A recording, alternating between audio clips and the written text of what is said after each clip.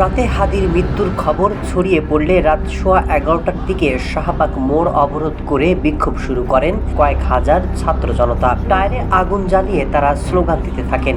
বিক্ষোভকারীরা স্বরাষ্ট্র উপদেষ্টার পদত্যাগ এবং খুনিদের দ্রুত গ্রেপ্তারের দাবি জানান।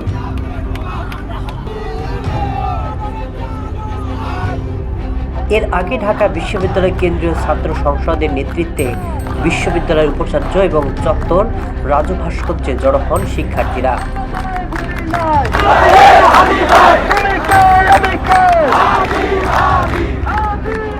রাত 11:30টার দিকে কারওয়ান বাজারে অবস্থিত দৈনিক প্রথম আলো কার্যালয়ে হামলা চালায় বিক্ষুব্ধ জনতারা। প্রথম আলোর পর ফার্মগেটে অবস্থিত দৈনিক ডেইলি স্টারে ভবনেও আগুন ধরিয়ে দেওয়া হয়। এ সময় আটকে পড়ে বহু সাংবাদিক।